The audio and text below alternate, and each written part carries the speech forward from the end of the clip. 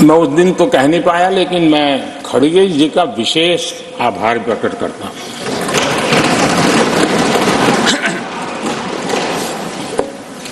बहुत ध्यान से सुन रहा था खड़गे जी उस दिन में, और ऐसा आनंद आया, ऐसा आनंद आया, ऐसा बहुत कम मिलता है। लोकसभा में तो कभी कभी मिल जाता है, लेकिन आजकल वो दूसरी ड्यूटी पर है, तो मनोरंजन कम मिलता है।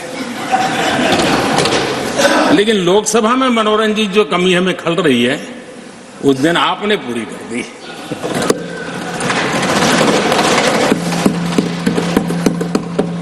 और मुझे प्रसन्नता इस बात की थी कि माननीय खड़गे जी काफी लंबा और बड़ी इम्तिहान वजह से शांति से बोल रहे थे। समय भी काफी लिया था। तो मैं सोच रहा था कि आजादी मिली कैसे, इतना सारा बोलने की आजादी मिली कैसे। तो मैं सोच तो रहा था, लेकिन बाद में मेरे ध्यान में आया कि दो स्पेशल कमांडर जो रहते ना उस दिन नहीं थे, और आजकल नहीं रहते, और इसलिए बहुत भरपूर फायदा स्वतंत्रता का आदरणीय खड़गे जी ने उठाया।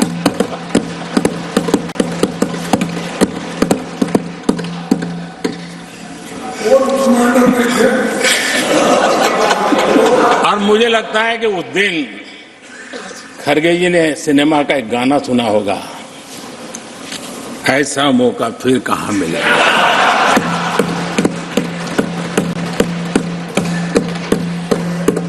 और खड़गे जी भी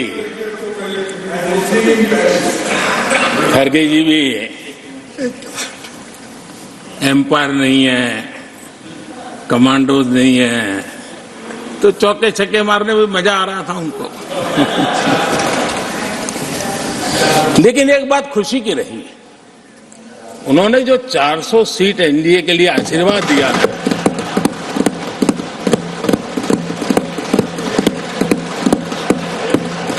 और मैं खड़गे जी के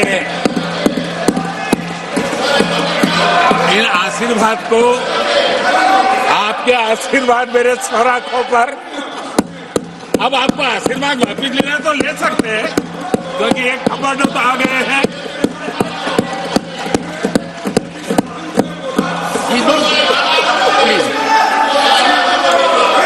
आदरणीय सभापति जी, मैंने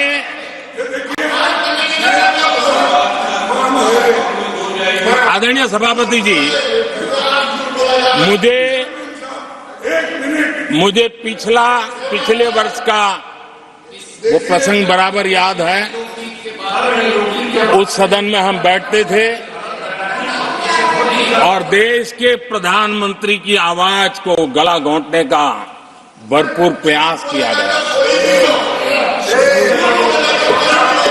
हम बड़े धैर्य के साथ, बड़ी नम्रता के साथ आपके एक एक शब्द को सुनते रहे, और आज भी आप न सुनने की तैयारी के साथ आए हैं।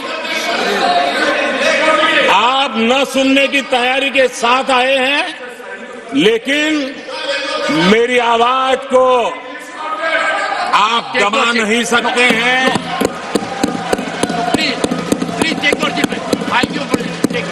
देश की जनता ने इस आवाज को ताकत दी हुई है। देश की जनता के आशीर्वाद से आवाज निकल रही है, और इसलिए आपने पिछली बार, मैं भी इस बार पूरी तैयारी के साथ आया हूं।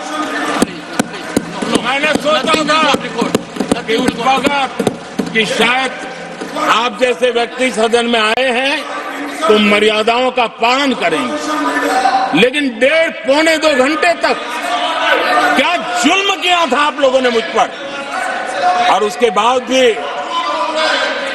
मैंने एक भी शब्दों की मर्यादाएं तोड़ी नहीं।